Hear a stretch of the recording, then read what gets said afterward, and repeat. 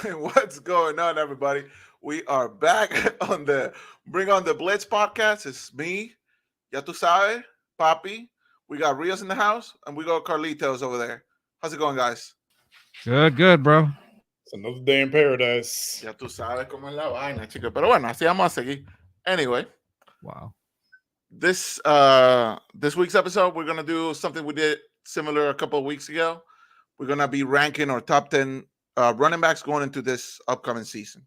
So I'll explain a little bit more in a minute. We'll be back after our intro. Hit it.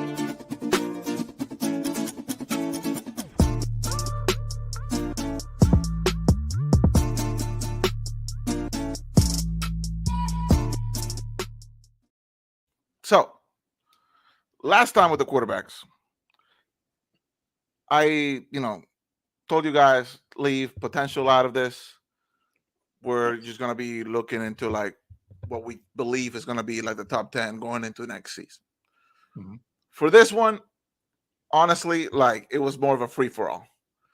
Like if you wanted to base it on potential, if you wanted to base it on their latest accomplishments, if you want to base it on your bias or unbiasedness, I wasn't gonna say nothing because this list, and correct me if you disagree, guys, this was way harder for me than the quarterback was. Definitely. Like I had to do like 3 or 4 different lists. I'm like, nah, this doesn't look right. It was really hard.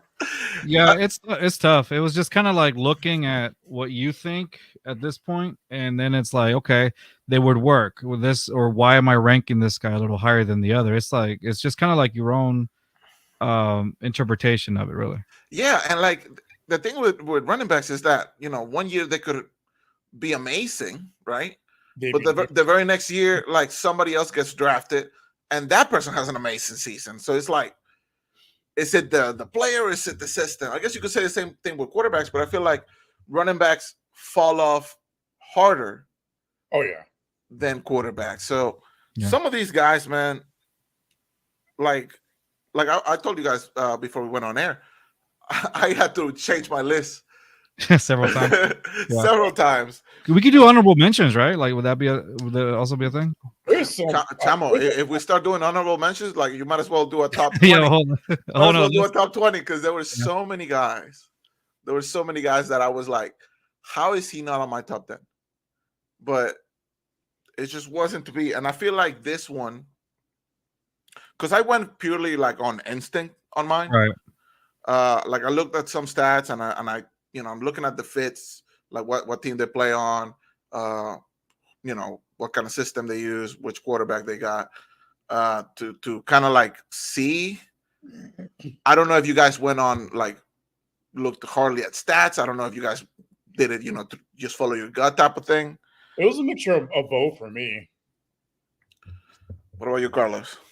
Yeah, I looked at stats, for sure, but also the thing with even whenever you're using stats will give you just one side. Yeah. Of the of it will help you out with one side of your ranking, not the entire. It's not the entire picture of it, because you also have to look at, well, what's the O line looking like? What's that system looking like? Is it the right scheme or whatnot? So I guess it just depends. But yeah, stats definitely plays a part of it. But I don't think it should be centered around the whole the whole reason why you make that decision, I guess. Yeah, and I'm like, I honestly do not believe that my list looks anything like any of you guys'. No, I think all 3 lists are gonna be different. Like with the quarterbacks, we had pretty much the same quarterbacks in some different orders. I think ours Exactly. I feel like maybe I had like one more guy that you didn't have, and you had somebody that I didn't have. But the only thing that was different was the order for the most part. Yeah. Obviously, I mean, we'll talk about it last, but we probably have the consensus number one, kind of Yeah. like with the quarterbacks. that was easy. But Number 2 for me was really difficult. 'cause number it's like- number two, and everything else was honestly like I have no idea.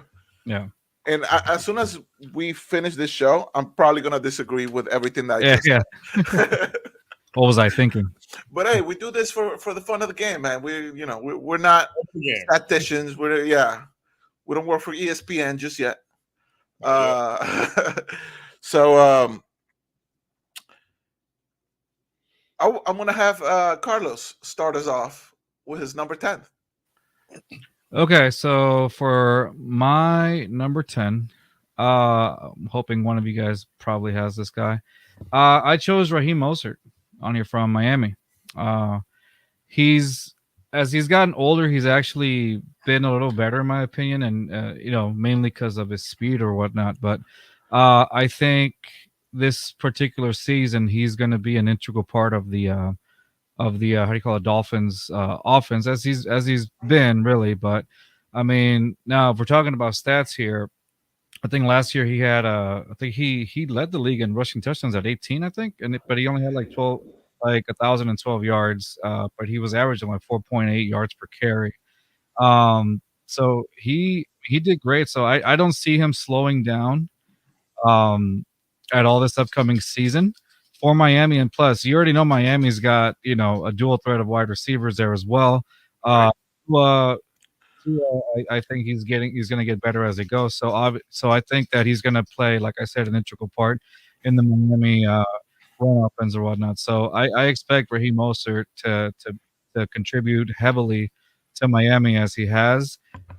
So honestly, for that, I'm gonna say that how do you call it? He's gonna be my number 10, and also he's one of those running backs that has the ability to catch the ball as well. So that also is another. Which goes a long way. I mean, they have I think they have the same system as the Texans do, Miami, because of the Shanahan offense. The Shanahan offense. So it's very similar to what Texans fans see with Miami. So and I think they involve the running back, not just running. You need to be able to find that zone scheme, the gaps and whatnot. So for that, I'm gonna put Raheem Mostert at number 10. Okay, Rios, what you got? So for number 10, I went with DeAndre Swift from the Chicago Bears. Okay. So last season he had 1,000 yards with the Eagles, but I mean, it kind of held having the best offensive line in football. I think this year I have him number 10, not so much because the offensive line is just as good as the Eagles. It's not. Their offensive line is not great by any measure, but I think they're going to lean heavily on the run just because that's been Chicago's bread and butter for the entirety of their existence. Really, they haven't had a ton of success at the quarterback position. I know they have a lot of hype and hope with Caleb Williams, but I'm like, if they're smart, I think they'll lean a little bit more on the running game because, again, it's a rookie, and I understand he has all this hype behind them, but they probably need to pump the brakes a little bit and just rely on the running game. And Swift's a great guy, and he's also a dual threat. He's able to catch passes out of the backfield. He didn't do it a whole lot in with Philly, but he did it a lot when he was with Detroit. So I could see him having another 1,000-yard campaign because they're probably going to lean heavily on him to start the year. And those months when it gets cold and it gets hard to throw the football because it's the NFC North, and it snows a lot. So. No, I agree with you. I feel like they're not going to give Caleb the keys to just let it rip right away. I feel like you said, they're going to find some type of balance between passing the ball and leaning on the run. However, I will agree with Carlos because what's his name? Raheem Mostert was on my 10th spot, and he was the eye to eye on that one. Like I said, dude, like our lists are gonna be completely different. Like in a minute, like because I had him at 8 originally, but then doing some last minute changes that I'll explain later, I was like, I still have to have him on here. I feel like if he can stay healthy, big if. But 100%. I'm just assuming that he will. I think he's gonna be very good for Miami. Definitely top 10 in the league when healthy, if not more. But kind of like you said, like the Callahan offense, I feel like it suits him very well. It suits Miami very well with the dual threat of wide receivers, elite wide receivers. I think it's just going to free a lot of space for him. He can catch the ball. Tua, again, if he can stay healthy and stay consistent, I feel like Miami should have a way better year this year. And I think he's going to be a part of it, a big part of it. So that's why I had him on my number 10. I think I would have to add on to that, Puppy. I think for me, I probably would have ranked him higher if I think the health stuff. If he was a little healthier, yeah, See, I would the thing is like just health, but not too much. health. It's a question mark on some of the guys that I have ahead of him as well. Yeah. So somebody had to drop, type of thing, right? And at number 9, I wanted to put this guy a lot higher, but he's still very young. And again, I didn't want to like push for potential necessarily or completely take it out of the equation. I was kind of just doing it by following my gut a little bit. I have Jahmyr Gibbs at number 9.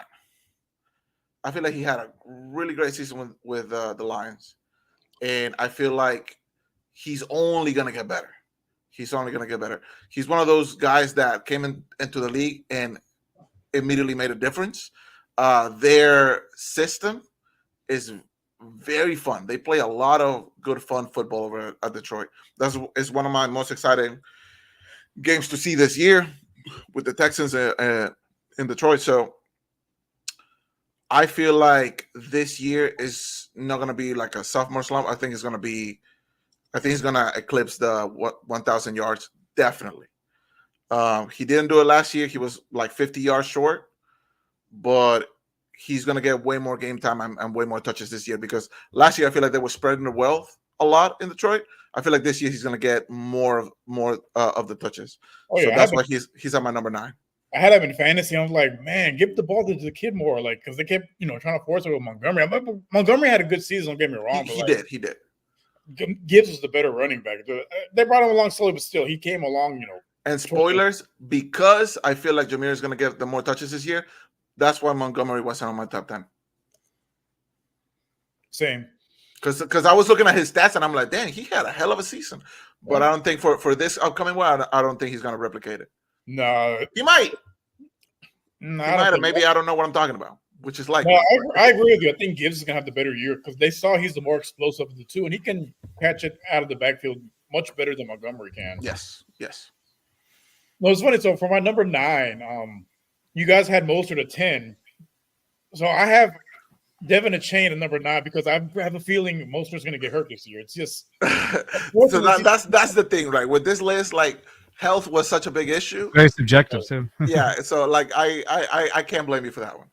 Yeah, because that's been the MO of his career. He's been hurt a lot. Like lately, he's been a little bit more healthier, but that was his biggest issue in San Francisco, his health. And his first year in Miami, the same thing. Last year was one of his healthier seasons, but he still missed a few games. He was still pretty good, though. He was still pretty good. But also, I think Devin Achane is the more explosive of the two. Like last season, he averaged almost 8 yards a carry. I mean, I know he had less than 200 carries, but come on, 7.5 yards a carry. That's not easy to do in the NFL. And I think if he had stayed healthy, he probably would have had 1,000 yards. Do you think like they're going to trust him more this year? I think so. Because he has to show he can handle the workload. But I think as long as he stays healthy, I don't think he'll average 7 yards a carry, but I think he'll probably be around like 5 yards. Yeah, which is still pretty solid. Pretty solid. If he has 200 carries, that's 1,000 yards right there. Yeah. And he had the most big plays as far as running plays last season with a limited sample size. So I think this season, like this is one that I would say is based more on potential than anything else. But he's a home run hitter every run. So. That's fair. That's fair. I didn't want to put both of the Miami running backs on here, so that's why I decided to go with Mostert. But he's not a bad pick at all. Yeah. What you got, Carlos? So honestly, I was pretty. It was in between Gibbs on number 9 also, but I didn't. I decided to go another route. I went with Josh Jacobs actually. Now Josh Jacobs, I think he had 805 yards with the Raiders last season, 6 touchdowns. And then so it's still okay, but now I see him. I like him better now that he's going over to Green Bay. Obviously, he led the league in rushing like 2022, and regressed a little bit in 2023, obviously. And he was I think he like ranked 25th amongst like running backs or whatever, and I think it was averaging like 3.5 yards per carry. But he's still scrimmage wise, he racked up 1,101 scrimmage yards or whatnot. So I think overall, I have more aspirations for Josh Jacobs to be up there with his new scheme over here in Green Bay. I mean, he has been consistent. I mean, he's been pretty consistent. I think last year was based out of his entire since he came into the league. I think last season was the only season where he had the lowest amount of yards. I think 2021 was probably like the second time he had low yards, and by low yards I mean like it's in the 800s regardless. So everything else he's been over 1,000. So I think he's going to be great for Green Bay, and as you can see, he's going to be one of the guys that definitely helps out Jordan Love. Take the load off of Jordan Love or whatnot. Now that I believe I can't remember off the top of my head who was a running back right before went to Minnesota. What was it? Jones. One more time.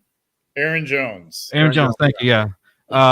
He went to Minnesota, so I think now, I think he's going to be good for Green Bay, and again helping out Jordan Love. I think he's going to get some yards.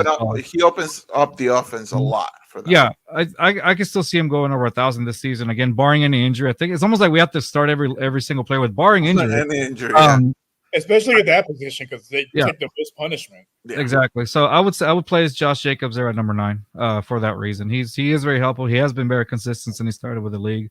I'm gonna stick with that. That's fair.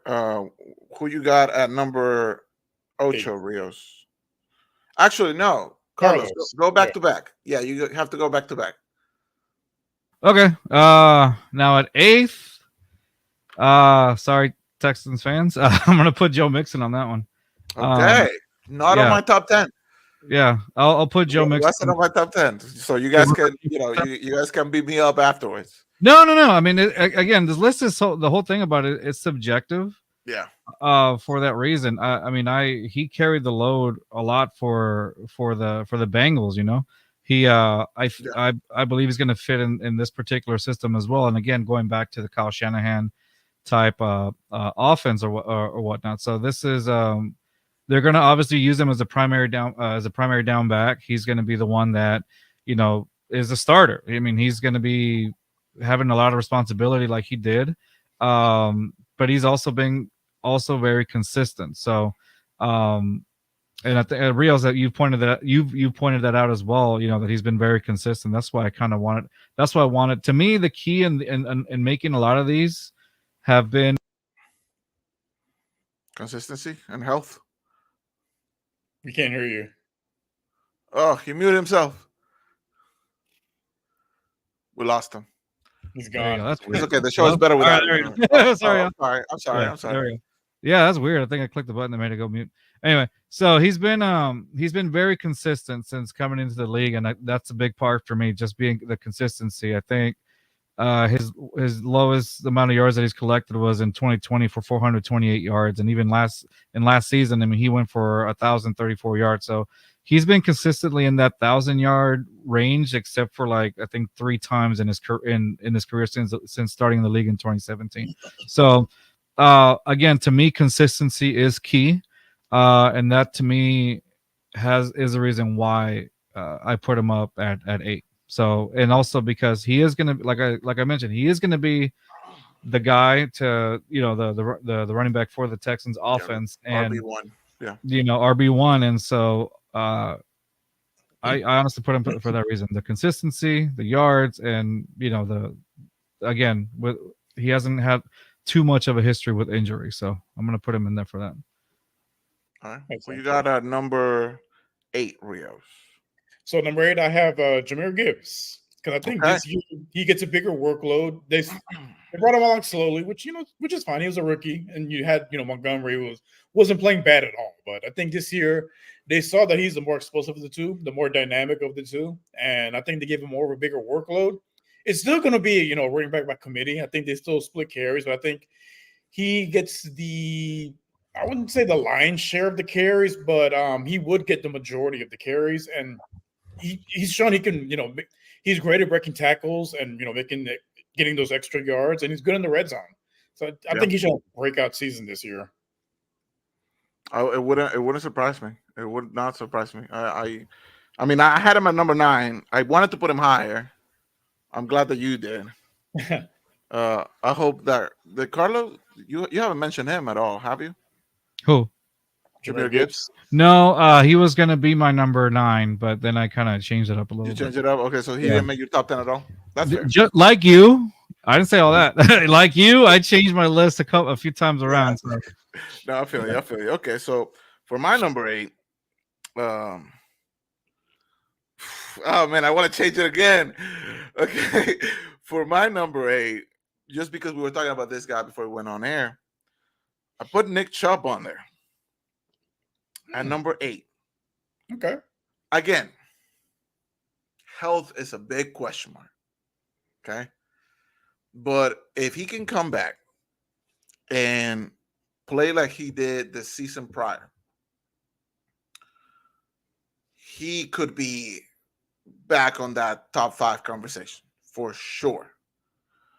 Big if, right? I think what he has done in the Brown system is fantastic. The thing is, the Browns also have like this other kid. I forgot who was playing for them. Something Ford. Jerome Ford, who had a very solid season. So it's gonna be like, are the Browns gonna trust this kid to be RB1 and lead the team in that sense, or do they lean back on Chubb just like they have in years past? I believe I feel like they go back to him being RB1 and get him all the touches as possible.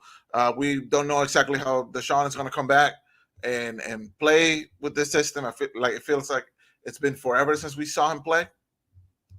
So I'm intrigued to see how the Browns team is gonna, like the offense is gonna play out. But I had to put Nick Chubb on my top 10, and some people had to fall off, but I feel like he deserves it. He's on my number 8. Okay. On my number 7, somebody that Carlos mentioned, Josh Jacobs. And honestly, I could have him higher because I believe he's gonna be very successful at Green Bay. No, I agree. At first, I thought they were gonna do the 2-punch combo with what's the running back? Jones? Oh. No, Quadzilla. What's his face? Dude, I'm trying to blank here, but anyway, but you know what I'm talking about. I know what you're talking about. But I feel like the Green Bay made this. AJ Dillon. There you go. I just call him Quadzilla because, bro, Yeah, that thing's bigger than. That's goals right there. But I feel like he's gonna do great at not Tampa Bay, Green Bay. I was like, well, why am I thinking Tampa Bay? He got a better QB, better offensive line. Yeah, like over there, like they're built to succeed over there. And Yep. I'm not saying like a deep playoff run, but I wouldn't be surprised if it were to happen. And I feel like he's going to be a big part of that. This guy could end up being like top 5 again when the season is over. But I had to he just misses out on that top 5 for me. I have him on my number 7. Okay. What about you, Rios? So for me, at number 7, guy we mentioned already, Joe Mixon. Okay, so I didn't have him at all, and you put him on number 7. So on my first did he wasn't on there, but then I did a little bit deeper dive on the numbers, and I did have it at my number 10 when I first made the list, and then he eventually just fell off. Yeah, because last season, without Joe Burrow, there was a lot of 8-man boxes, but he still put up 1,400 all-purpose yards. And I think this season he probably eclipses that because again, he's going to face a lot of he's not going to face a lot of 8-man boxes because they're not going to try to stack the box to stop the run because you do that, you leave 3 number 1 receivers wide open. Right. Yep. He's going to have a lot of running room, and he's also he's able to catch out of the backfield. That's one of the underrated aspects of his game. Last year he had about 300 yards receiving. I think he probably matches that this season as well. They probably won't ask too much out of him at ask too much of him in the passing game because just a lot of mouths to feed. But he should have a lot of yards rushing just because not a ton of stacked boxes. I anticipate him having at least 1,200 yards rushing and about 300 yards receiving, and double-digit touchdowns. At least 1,200 yards. He had 1,000 last year, facing 8-man boxes. So yeah, okay. Because he doesn't get hurt. Like he's missed, maybe a handful of games in his career, which at the running position is crazy. Because I feel like CJ is gonna spread the ball pretty good this upcoming season. I don't know about 1,200, but I'm sure he's gonna eclipse 100. I mean, not 100, 1,000. Well, the way I see it is they're gonna, get big leads and have him close out games. That's where his yards are going to come from. Could be. Closing games out, running the I see the logic. I respect it. Thank you, sir. What about you, Carlitos? So I think this is my number 7 right here. Yes.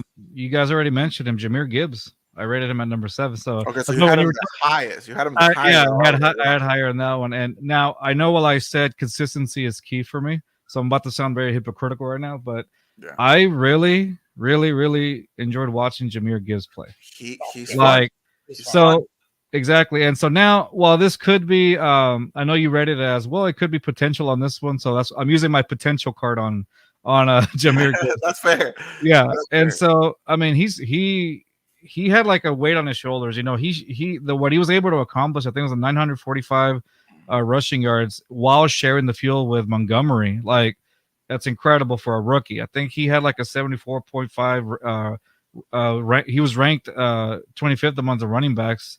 He had like 10 touchdowns and with 5.2 yards per carry. Like, I think it was only McCaffrey and Derrick Henry that had more rushes of 15 plus yards than Gibbs in 2023. So, I mean, those are two big names right there. And this is a guy coming in in his rookie season. So, I have a lot of aspirations coming in for Gibbs. One of you guys mentioned it earlier. It was a lot of fun seeing Detroit play, and I think as a coach, as Dan Camp, having him as a coach, just it gives me D'Amico vibes, but obviously for Detroit. They have a coach that is going to carry the team on his back, a motivational coach, and I think a rookie like Jameer Gibbs is set in a great culture and is surrounded by a great culture around him, placed by his coach. I mean, again, let's not forget Hard Knocks when it was Detroit. A lot of those quotes that he was saying, they got to you. You're like, dang, I want to lace up and play, even though I know I would get hurt immediately. But, some kneecaps. Yeah, exactly. And so I tear my ACL for that guy. No, anyway, so just by getting up this couch. No, it was he had it was. I think he's in a great position, Jameer Gibbs. Again, I'm using my aspiration card. I think he's going to do well, and that's why I ranked him so high, because it is a future back that has, the sky's the limit right now for him. Yeah. So he's like the future and the present for Detroit. Correct. Yeah. Exactly. Yeah. All right. So that was your number 6. That was my 7th. Yeah. So who's your 6 now? My 6th. Ooh, I was not ready for that one. Hold on. Give me a second. My 6th on that one. Okay, I'm gonna go with Breece Hall from the Jets.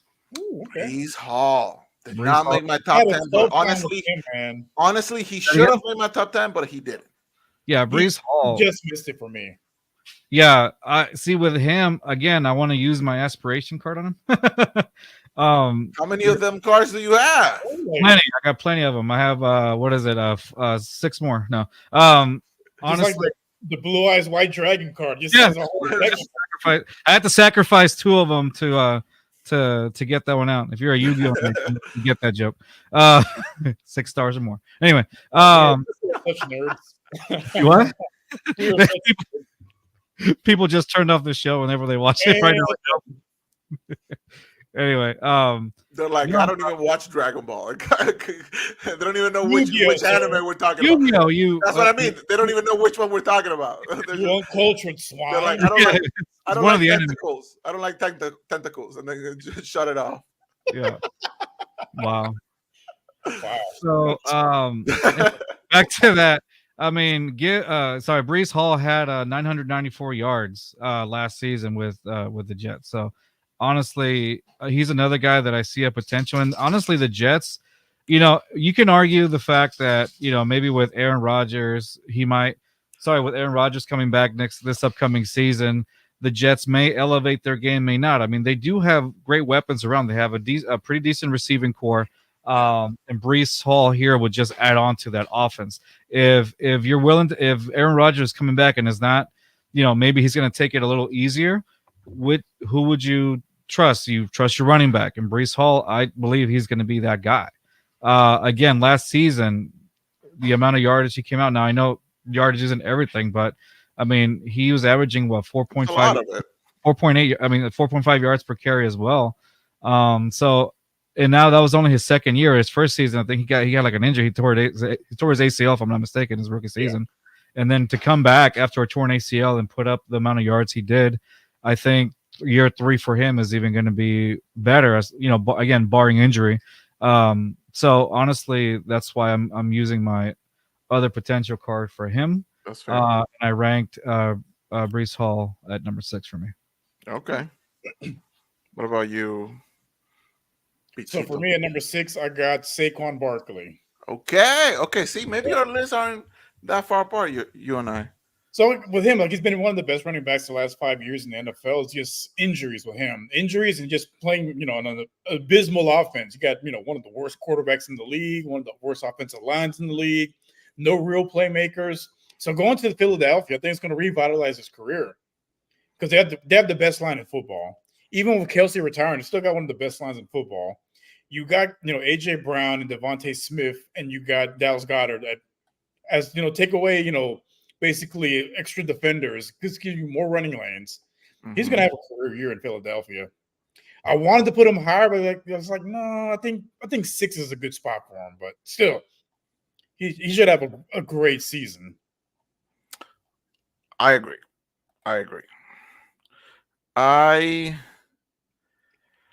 Okay, so for my number 6, I got James Cook from Buffalo. Wow. Yes. That's a wild card. Okay. That is a wild card. Okay. I respect it. I can see the logic behind it. I can see the logic. He had a really good season last year, first of all. Yeah. Even with how low of a start Buffalo had, I don't know if you guys remember, they, we thought they weren't even going to make the playoffs, halfway through the season. I think I know what you're talking about. I think that midpoint of the season is when they changed their offensive scheme and they focused more on the running game. Correct. That's when he really started to shine. And then he really took off, right? Yeah. And now without Diggs, I feel like they almost have little other choice than to lean in the run game some more, especially with how well it worked out for them on the second half of the season. So that's the logic behind it. I feel like if Buffalo could just get it together, again, bearing any injuries or anything like that, and Josh Allen and Cook can become like a dual threat type of thing, because we know Allen can run the ball. He's going to be running back 1. I just pulled that out of left field type stuff. Like I thought,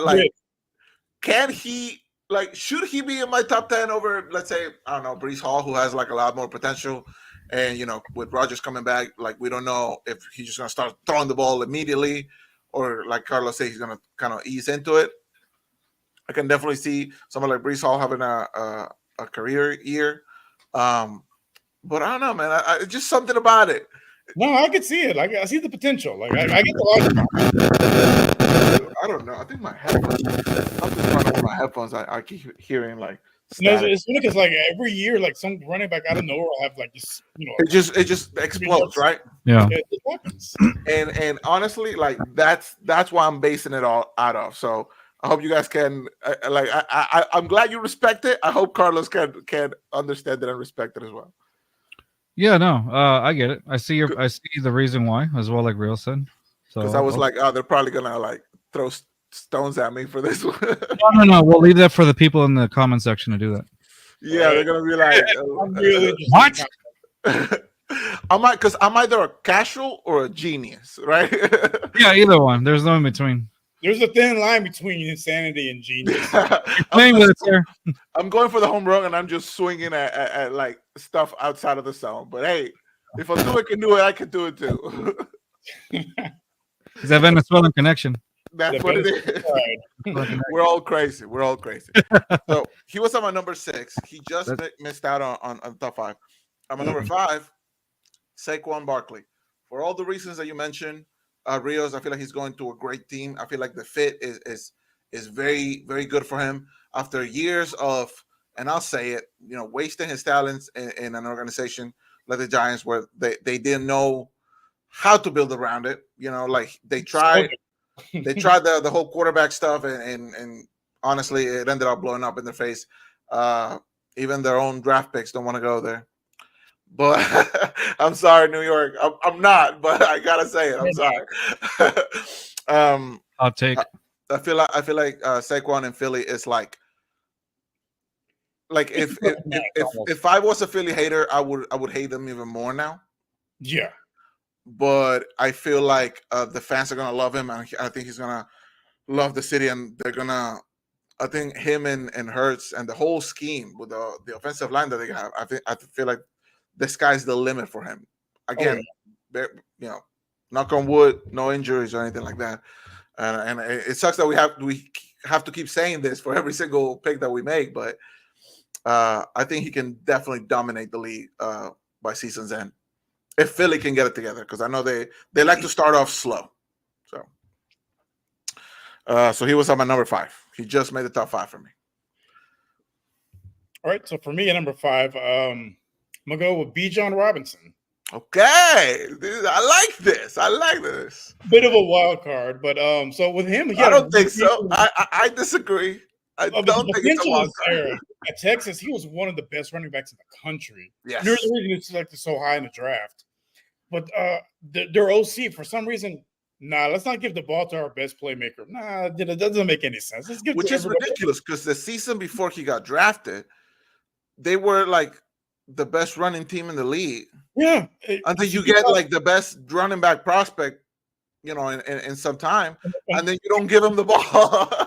Yeah, I had him in fantasy. I'm like, bro, give him the ball. What are we doing? I had him and Kyle Pitts, and it was just misery for a few. Oh, dude, it should have been a slam dunk with him, but I thought it would be. No, it was misery. But it's still, even with that slow start, he still almost had 1,000 yards, rushing. Yep. This year with a new OC and a better quarterback in Kirk Cousins or Michael Penix, we'll see who starts off the season. But I think it's going to be Cousins, and having him at QB. This opens up that offense. He's going to eat. They're going to give the ball to him more, not just as a rusher, but as a passer too, because he's a dynamic pass catcher. Yep. So I think he should have a lot of all-purpose yards, and he's going to have a double-digit touchdowns easily. Easy. As long as Kirk can stay healthy and the offense is as fluid on the field as it looks like it's going to be on paper, I feel like he's going to be great. Almost definitely, because with him, he didn't have injury concerns in college. It's just he didn't get the ball. Like he was out there doing cardio, something like Kyle Pitts. They were out there doing cardio on Sundays. Like, bro, how do you get these dynamic playmakers and don't give them the ball? Yeah, I feel like Pitts is gonna have a career year this year as well. He should. If you play fantasy, this might be the first time it's worth taking him early on. Yeah, after years of people just whipping on it. Here's a false promise. This is the year we get this is the year. The chosen one has returned. Okay, Carlos, who you got at your number 5? It's actually, I laughed when you said it, Puppy, because I had the same one, Saquon Barkley. Okay. See, that's fair. For the reasons that you said, now I'm going to use my consistency card on this one. Yeah, no potential on this one. On this one, I mean, actually, consistency and potential as well, just because, since Saquon came in 2018, the consistency has been amazing. In 2018, what was it? 5 point. He was averaging 5 yards per carry, and he got to 1,307 yards. Scored 11 touchdowns. The year after, he was averaging 4.6. Scored over 1,000 yards. Had 6 touchdowns. 2020, I believe that's when he got injured, right? Rios in 2020. Yeah. Yeah, and he only averaged 34 yards, but that was injury. Came back in 2021 with 593 yards, averaging 3.7 and only 2 touchdowns. A little bit of a downer on that one, but only played 13 games. Yeah. A In lot 20 of it was just the Giants just Right. not being Yeah. any good. He's being abysmal on. Yeah, and that's where you start seeing that. And then 2022, he played 16 games. He had 295 carries, average for 1,312 yards, 4.4 yard, averaging 4.4 yards per carry, and back to 10 touchdowns. And finally, last season, he played 14 games only, had 247 carries, averaged 962 yards, not just a little bit shy of the 1,000. 3.9 yards per carry, and then 6 touchdowns. So the consistency is there, off by a little bit, but again, you are playing for a team that really didn't build around you. They're building around Daniel Jones. So at this point now, using my potential card, I see him being more successful in Philadelphia this season. Huh? Your third potential card. My third one. There you go. I'm telling you, I got 3 more. No, but you're using, his consistency, his veteran presence in a much better offense now, and so I think that a lot of defenses that they're going to go through, they're going to focus on Saquon Barkley because you also have Jalen Hurts who can really put some damage on the board. So if you're focused on Saquon Barkley, you're obviously going to plan for him, but also we all know what happens with an elusive quarterback. It can be detrimental for defenses or whatnot. So now you have to plan for not just for Saquon, you have to plan for Jalen Hurts as well.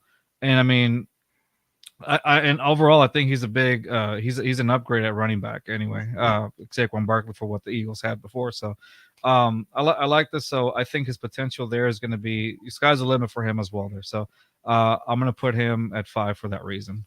At 4, I'm going to go with Bijan Robinson. Okay. At 4, yeah, Bijan. I see the vision.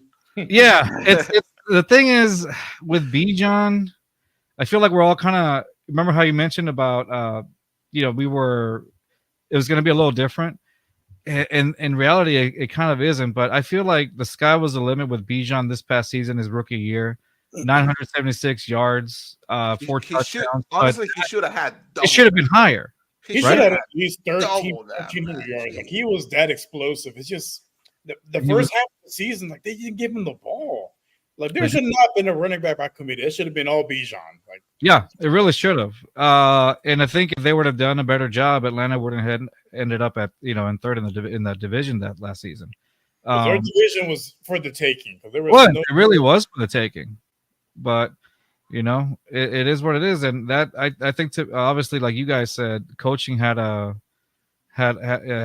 do a lot with that. So hopefully they can look back and see, okay, what did we do wrong? How can we use Bijan more? And then, like you said, now they have Kirk Cousins in there, and then they have, barring injury, of course, you got Michael Penix also behind him. So if anything were to happen to Cousins, now you got a rookie quarterback that I'm sure you're not gonna just let him sling the ball. You're obviously going to use your running back for that, who's coming in the year 2. So obviously he's more experienced there. So I think we're going to see a lot more from Bijan Robinson in that offense. I think they get a little smarter with how they use them on offense. Again, I mean, you saw what I think with Cousins and when he did Minnesota, he's not selfish. He will give the ball to running back. I think he did it with Dalvin Cook or whatnot. So yeah. I think it's going to be great for Bijan.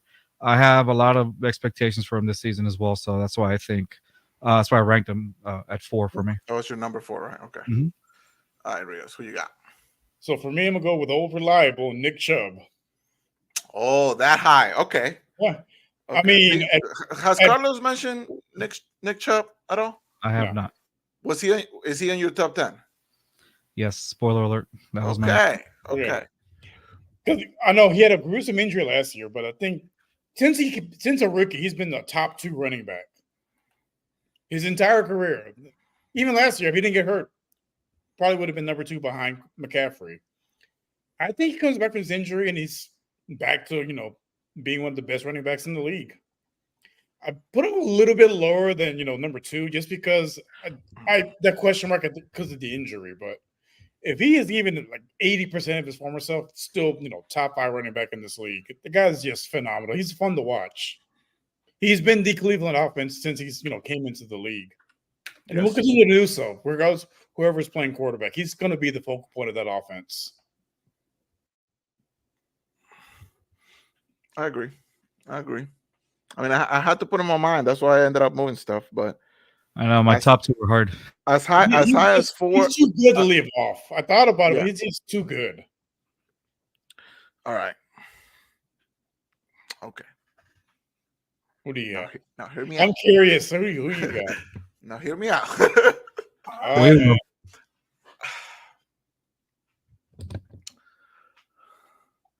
There might be something that I'm missing here, but I'm intrigued. We're talking about it's half potential, half hope, because this guy just a couple of years ago was killing this league. Okay, there have been injuries. You've piqued my curiosity. At number 4, I have Jonathan Taylor. Okay. Oh, okay. Well, you're like my next pick then. Okay. Okay. At number 4, I have Jonathan Taylor. He was originally at number 3, but like there's still a lot of question marks around it. The Colts are bad. They're not horrible, but I don't think they're very good. But if he can come back healthy, fully healthy, and play a whole season, the sky, when we're talking about the sky's the limit for somebody, it's this guy. No, now, he should be my number 3. In all honesty, he should be my number 3. Hell, could even be my top 2. But at number 3, I have Bijan Robinson. I thought I was getting, caught up on the hype and everything, but this guy's the real deal. Oh yeah, this guy is the future. He is the present. He should have been the past. He should have had an incredible season last year. He should have been had the record for rookie rushing yards. That should have been him. It should have been him. He has all the tools. Honestly, like it should have been like for like offensive player of the year. He should have been in the running for that. I mean, he wouldn't have won it because CJ had a 1-of-1 season basically, but still, he should have been up there. Yeah, I mean, he should have been more of a contender than Puka. Yeah, I said it. I said it. Did you? Don't care. Don't at me. I'll back you up. If he would have got the ball early on, he would have been too. He would have been definitely. Easily. Originally I had him below Jonathan Taylor, but because of all the question marks with him, I'm gonna just keep him at number 4. Bijan, I have no question marks. Like the only thing is that they need to give him the ball. And with the new offense that they're looking hopefully to start playing, I feel like he's gonna get a lot of touches a year. He's gonna have the most breakout year out of anybody on this list. More than Saquon, more than Josh Jacobs. I feel like he has all the tools and all the pieces for him to succeed in Atlanta. Now Atlanta might just Atlanta.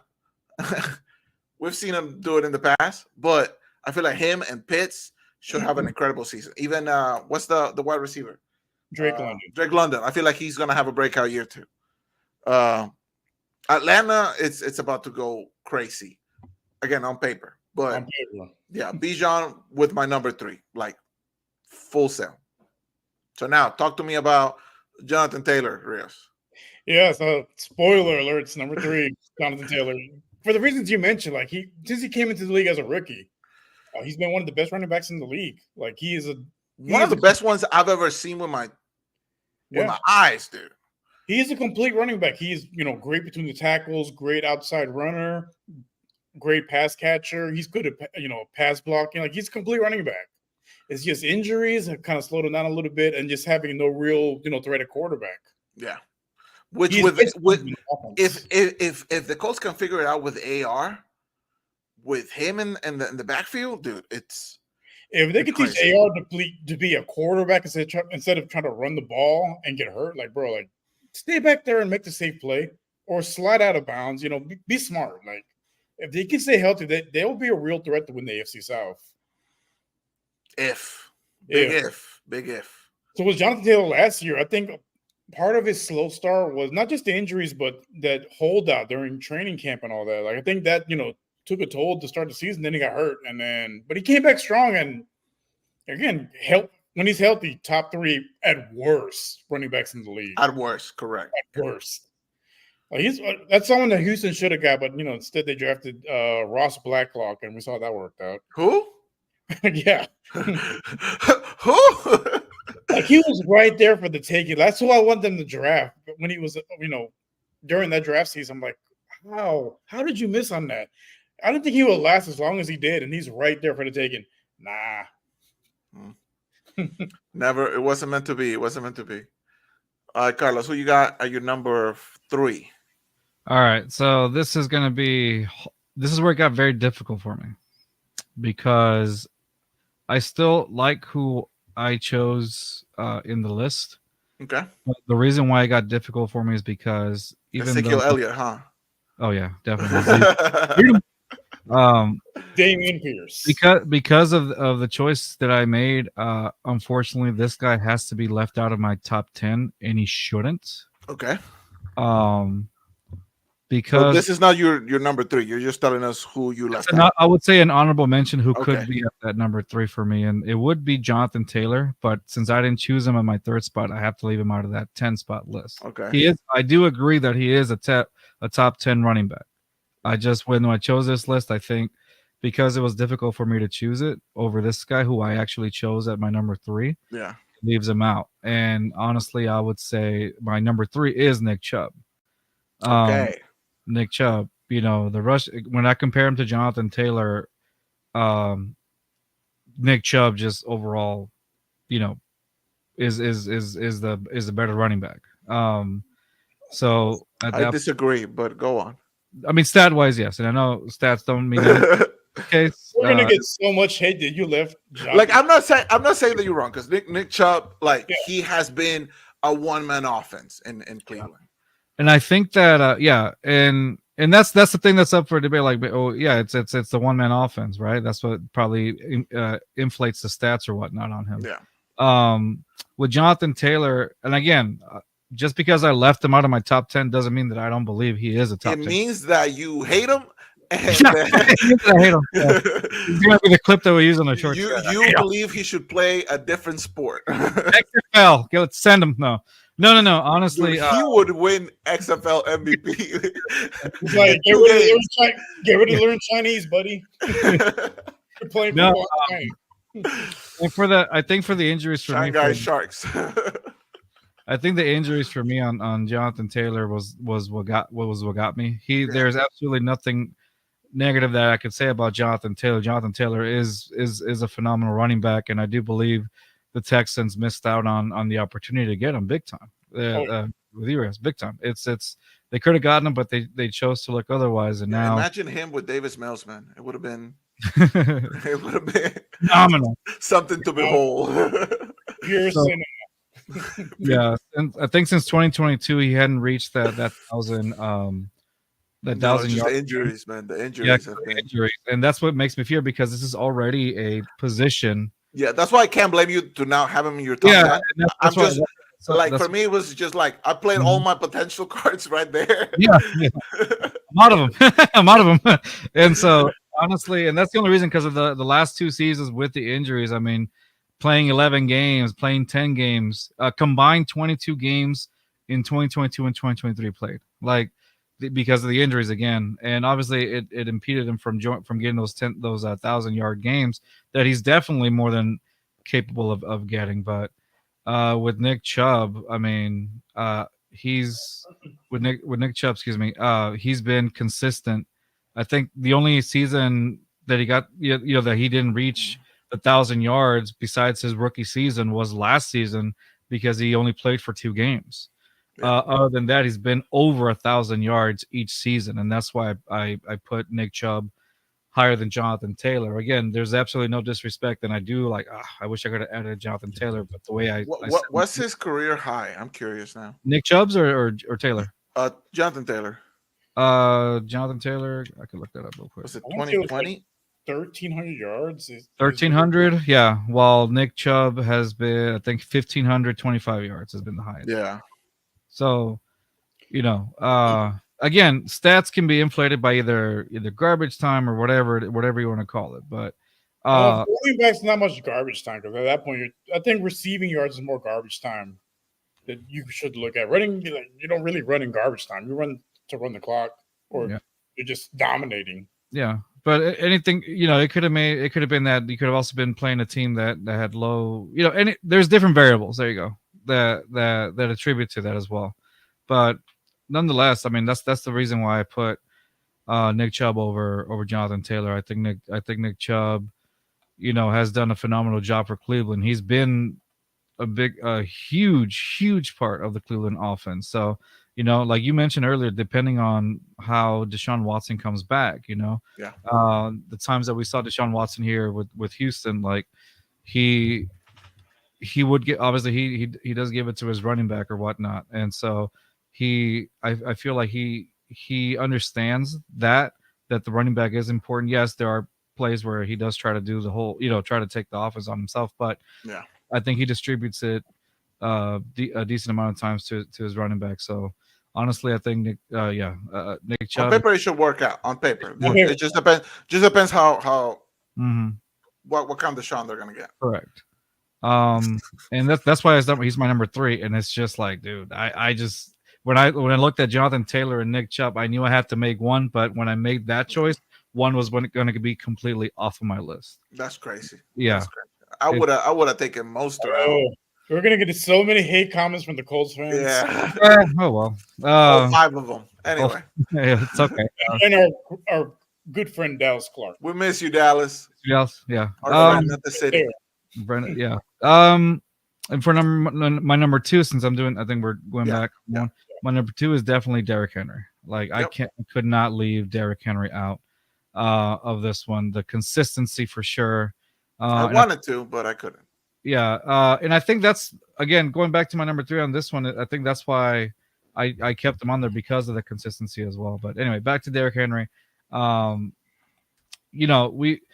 of the it's gonna sound messed up, but one of the best things about the Titans was Derrick Henry. Derrick Henry, is a play it's a play. He contributed so much to the Titans organization, and now when you're putting him with Lamar Jackson in that Ravens offense, I mean it's gonna be brutal for a lot of defenses to try to maintain both. Now the credit to the Texans though, this past season they did slow Derrick Henry down, and maybe age can be a little concern for coming to this season, but Texans did. Christian Harris took care of it. Took care of it. Yards. Yeah. So I mean, if you really want to know how to stop Derrick Henry, look at the Texans versus Titans game last season. Now, of course, you can attribute it to maybe the offensive line, because we do, obviously the Titans offensive line was atrocious as well. So, it could be that. But I mean, when you look at Derrick Henry is an offensive lineman that can run, basically. Derrick Henry is, you can't take anything away from Derrick Henry, because Derrick Henry has proven time and time and again, his the ability to put, to carry the load, basically. Thank you. So last season, even with the atrocious offensive line, I think he rushed for 1,167 yards with 12 touchdowns and averaging 4.2 yards per carry. I mean, he had the third highest rated amongst NFL running backs, even at that point, his final year at in Tennessee. Now upgrading to Baltimore and a much better offense, dude. You could see Derrick Henry, you know, going overboard with Christian McCaffrey. You never know. So Yeah, it's there's now on paper it there's a sounds great. discussion. It's a discussion for that. Yeah. So on paper, honestly, Derrick Henry with Lamar Jackson and that offense looks great. It looks scary. So that's why I'm putting Derrick Henry on along with all of his accomplishments that he did for Tennessee and his and what he was able to do last season. Yeah, up there at number 2. All right, Rios. So number 2, I have Lamar Jackson. No, I'm just kidding. No, I got Derrick Henry also. Hey, honestly, I should have put him like at number 10, Lamar Jackson. All right. No, but I think he's gonna have a career year. Again, better offensive line, better quarterback, but also I think he probably has some. Might come in with a chip on his shoulder, like, hey, you know what? I gotta prove that. You know what? Even though I'm 30 years old, age ain't nothing but a number. Like, it's not gonna slow me down. I'm still gonna be the same productive running back I've been my entire career. And I think he's going to come out with something to prove. And that AFC North is about the running backs. And especially when the weather gets cold, like they're going to lean on him heavily. But I think the one area he might suffer a little bit is touchdowns. So I'd made a comment a few weeks ago about Lamar Jackson being more of a red zone threat now. Someone said that, well, he didn't run that much in the red zone. I was like, yeah, because look, we had a running back. Exactly. Now, in the red zone, this changes the whole dynamic on the. Like, look, teams are going to focus on stopping Derrick Henry inside the 20, which opens up basically Lamar Jackson going to have free runs to the end zone. So don't be surprised if Lamar Jackson gets double-digit rushing touchdowns this year. If Lamar was a threat last year, he's going to be he had a running back. He had J.K. Dobbins. He had Gus Edwards. Those aren't guys that can strike fear in the heart of the defensive coordinators. They're like, they run the ball cool, but they're worried about stopping Lamar Jackson. Now you got Derrick Henry in the red zone. Yeah, they're going to focus on him. And Lamar's going to have, basically just walk into the end zone at this point. Yeah. You focus on Henry, and then it makes it that much easier for Lamar Jackson to get into the end zone. 100%. And that's exactly why I also have Derrick Henry at my number 2. For all the reasons you mentioned. And you're talking about a guy – when you talk about a one-man offense, that's exactly what Derrick Henry has been in Tennessee. That's exactly what he has been. For almost a decade. Yeah. Basically. And like you said, now, and he also stays healthy for the most part, more than most of the running backs that we've mentioned. Especially guys that get the number of carries that he gets. Exactly. And he's 30 years old, like you said. Most running backs aren't even on the elite at that age. And he's still number 2 in our top 10. He's number 2 on most people's list. Yeah, and some Tennessee Titans fans will tell you he's number 1. Delusional ones, we know a couple, but but dude, and now, like you said, he's now in a winning situation, something that I feel like he was never really a part of in Tennessee, and. Well, that one year they made it to the FC Championship game, but still, other than that, exactly. But this is Baltimore has been a consistent contender for a couple of years now. So, with him hopefully not having to carry so much of the load, I feel like this might be the difference maker for Baltimore. He's one of those players that, in theory, could get him over the hump. And it's a run like a missing piece. The missing piece. Yeah. It's a run. It's crazy because both of them are run first teams, but with Tennessee, there wasn't really much of a threat from the passing game. But you knew the ball was going to Derrick Henry. Yeah. Lamar can pass the ball. Yeah. And pass and run the ball. Mm-hmm. To back y'all up on that one, he's averaging. Like last season, 1,167 yards. The season before that in 2022, 1,538 yards. 2021, 937. A little bit of a down year, but he only... that was when he got injured, right? Yeah. Dude, but 2020, he rushed for 2,027 yards. That's insane, brother. You know, it's great. Like most of the guys that hit that 2,000-yard mark, like they usually like have a huge drop off, like not just for the follow season, but like the rest of their career. But Henry been consistent. Like he got injured literally the next season, and then he came back with 1,500 yards. Yeah. And this past season, he probably would have led the league in rushing if he didn't miss a couple games. Dude, I like honestly in 2020, I don't remember the Titans passing the ball one time. No. It's like the old Oilers offense. Give the ball to Earl. That was their offense. Give the ball to Earl. And same thing with the Titans. Give the ball to Derek Henry. Yep. So we've come to the point, Mm-hmm. and we can all unanimously, agree. I'm surprised you said that word correctly. Dude, I'm surprised it only took me 2 tries. I'm surprised it only took me 2 tries. Number 1, CMC, Christian McCaffrey, just undisputed number 1. Yeah. Like anything against it is just wrong, in my opinion. Yeah, it's just like saying, anyone but Mahomes is the best quarterback in the league. It's just you can't. It's almost boring how good he is. And he's in the perfect situation in San Francisco. Yeah. Great running back friendly scheme. Great offensive mind at the quarterback. I mean, at the head coach position. Mm-hmm. Like Same Good offense. quarterback. Good quarterback. Say it. Say it. He's a great game manager. He might be the best game manager then. I think if Garoppolo had McCaffrey, they would have won that Super Bowl. Honestly, they should have won that Super Bowl regardless. I think they were up with 3 minutes to go or something like that. Yeah, I mean, McCaffrey was the best player on both sides, on both teams. Because when Purdy wasn't targeting McCaffrey in the passing game, he was 15-30. He was terrible. Below average game manager. Because McCaffrey was their leading receiver, their leading rusher. I mean, he was a one-man show in that Super Bowl. But we can all agree he's definitely undisputed number 1. Oh yeah, Yeah. Like when I made my list, I wrote his name down, and then I was like, "Am I?"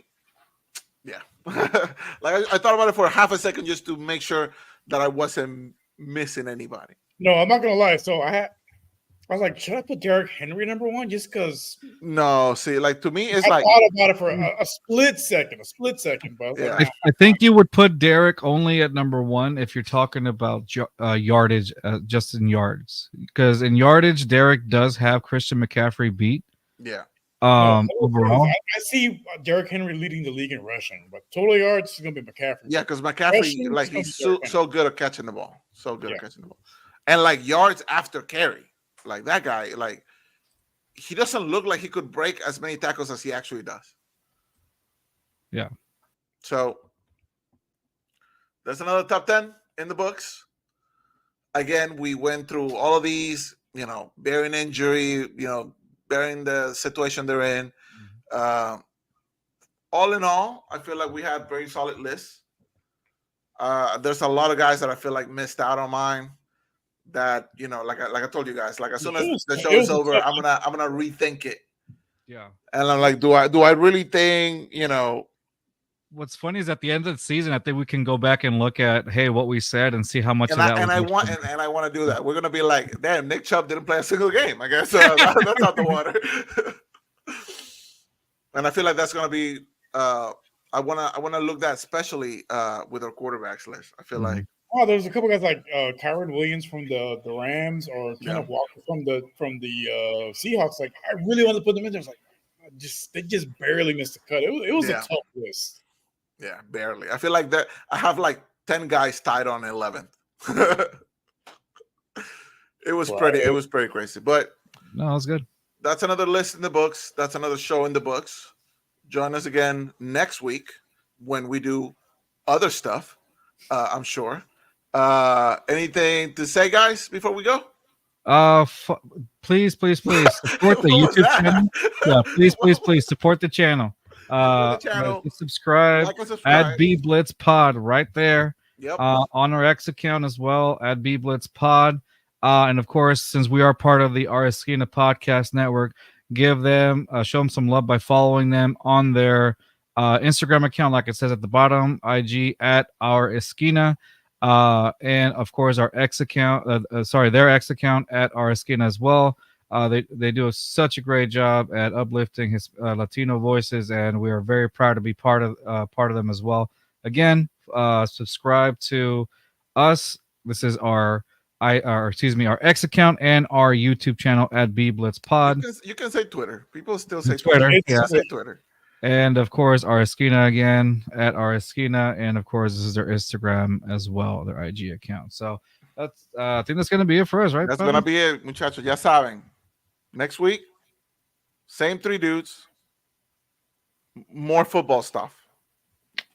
Ciao, ciao. Hey, we're 1 month closer to football season. Oh yeah, No, I can't wait. I can't wait, dude. I can't we're wait. getting closer. Talk about a promise. Let's go. All right, guys, that's gonna be it. See y'all next Take it week. easy. Peace. Skrrr.